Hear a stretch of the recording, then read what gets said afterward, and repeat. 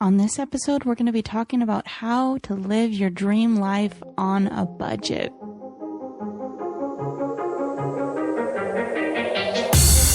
Welcome to Thriving Launch with Louise Congdon and Kamala Chambers, the show for heart-centered entrepreneurs who want it all. 5 days a week, we bring you different segments to inspire you to live a life of freedom. We interview the leading experts in the field of business, health, and love. Be sure to check out Training Tuesdays, where we give you a clear action plan to grow your own business. How would you like to be able to interview world-class experts? Sit down and have chats with people like Jack Canfield, Marianne Williamson, Robert Kiyosaki, Tim Ferriss, you name it. Would you love to interview other people that you really admire and consider to be your heroes? Well, we've created a course for you that teaches you how to podcast, how to set it all up, and how to get going so that you can really have a successful show and you can do it properly. Over at thrivinglaunch.com, we have a podcasting course, and it's there for you, waiting for you to snatch it up. So head on over to thrivinglaunch.com and let me teach you how to podcast the right way. Hey, Thriving Launchers. It's just going to be you and me today. And I'm really excited to talk to you about living your dream life and doing so on a budget. Now, if your dream life involves Ferraris and Gucci bags, I recommend skipping this episode because that's not what we're going to be talking about. We're going to be talking about those big dreams, those dreams that stir you to the core of who you are, the things that you really want on a fundamental level. And maybe that's freedom. Maybe that's a sense of unity or something else. Whatever it is that your big dream is, I'm going to invite you right now to just think about it for a moment. What are the things that you really, really want to create in your life? Is it more time with your family? Is it being able to travel the world? Is it buying or building your own home? Whatever it is, I just encourage you to look at what that big desire is. Because when you know what your big desire is, then you can start to really weed out some of the smaller desires that we spend our money on that keep us from saving our money to get to our big desire. An example of this is maybe you want to buy your own home, right? But then you also, that's like the big dream, is that you want to buy your own home. But you also have this desire to go out drinking every weekend, and you end up spending a lot of money doing that. So you can see how those small desires that you have kind of are taking away from your big desire. So I just really want to encourage you to get clear on what that big desire is. And the more that you say yes to your big desire and say no to these smaller desires, the easier it is to get what you ultimately want. Now, maybe your dream life is to just spend money without a care on everything at every time. That's not what I'm talking about. I'm talking about being able to work towards something that you really want. And in order to work towards something that you really, really want, you might have to say no to the smaller things that you don't really want in the big picture. Now, I have to say that I'm really good at this, and I'm going to tell you a little bit about why.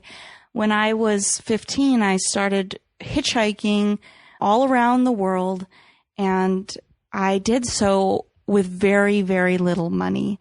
And that was my big dream. I wanted to be able to travel the world and see what was out there. And that's why I hitchhiked, because it was the cheapest way to get around. And sometimes people even gave me money because I was moving along, and they saw that I had my backpack and I was a little dirty or something. They're like, here's $20. Like, get yourself a hotel to take a shower. Not to say that I was stinky or anything, but anyway, that's besides the point. So the point is that it's what I really wanted to do. And so I knew that I had to save up money. And one example is when I went to Europe, I was 17 and I wasn't living with my parents anymore. And I was working at this little bagel shop. And so that whole year, I basically lived off of bagels that I was able to take home after my work shift was over. I basically lived off of bagels, and I rode my bike everywhere, and I barely spent any money. I didn't buy anything that I didn't absolutely need, and I was able to save up enough money to buy a one-way ticket to London, and then I had money to go off of. So I got to Europe, and I knew I was going to be there for about 3 months, and I had $500. And I know that sounds like that's like not nothing to live off of for 3 months. But for me, that was so much money. And I budgeted it out that I could spend about $15 a day. And, I have to admit, I got to the end of the trip and I had 1 week left, and I knew that I needed to eat. And I went to a little shop, a little store, and I looked for what was going to be the thing with the most protein that would sustain me the most that I could buy for the next week of food. And I bought 5 cans of tuna fish, and each day I opened 1 can and I ate half of the can for breakfast and the other half for dinner.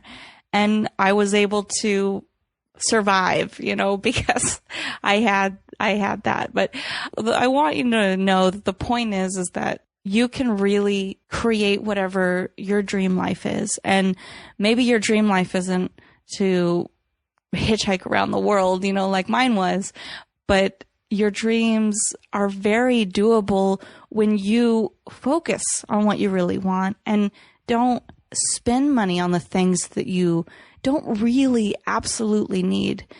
Now, just some tips on how to create your dream is spend a little bit extra time shopping around. Now, for me, I'm going to use the example of travel because that's always a big dream of mine. I love traveling.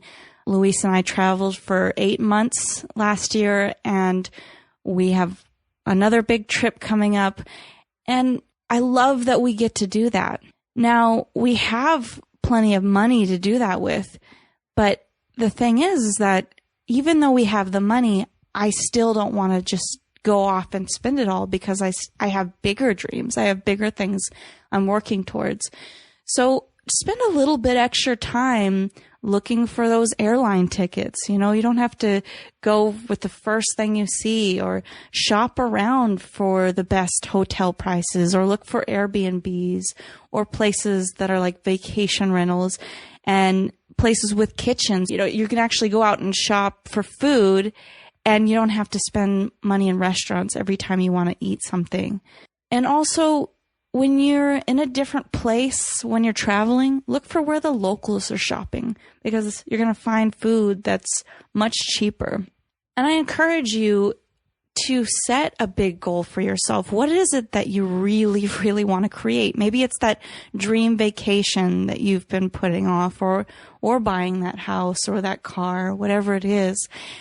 And look for getting in touch with that big yes of yours, that excitement for getting that thing, because then every day you can compare, well, do I want this little desire to be fulfilled right now, or do I really want that big desire? Because every time you say yes to a little desire, you're actually saying no to the big desire, unless those little desires are working towards the big desire. So I encourage you to do light of God shopping. And what I mean by that is only buy things that when you see it, there is like a light of God shining on it. And it's like, oh, and you feel like, oh my God, this is it. This is the thing that I absolutely need, that I've been looking for forever.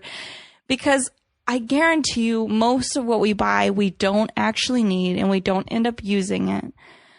And there are places also where we don't need to cut corners, right? Because there's places when, I'm talking about spending on a budget, but you don't want to cut corners on certain things. And for me, I never cut corners on things like food. I don't cut corners when it came to building my house.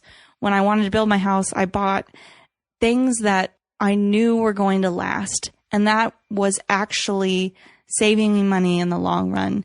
Or I spent extra money on sustainably grown lumber from the island that I live on, instead of buying like this manufactured lumber that was just being cut of the meal. I looked for those things that are sustainable.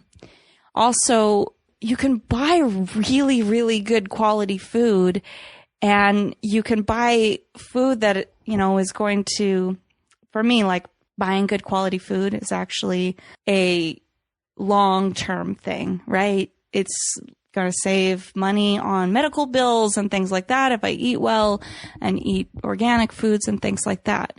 But you can buy good quality food without having to buy the most expensive stuff.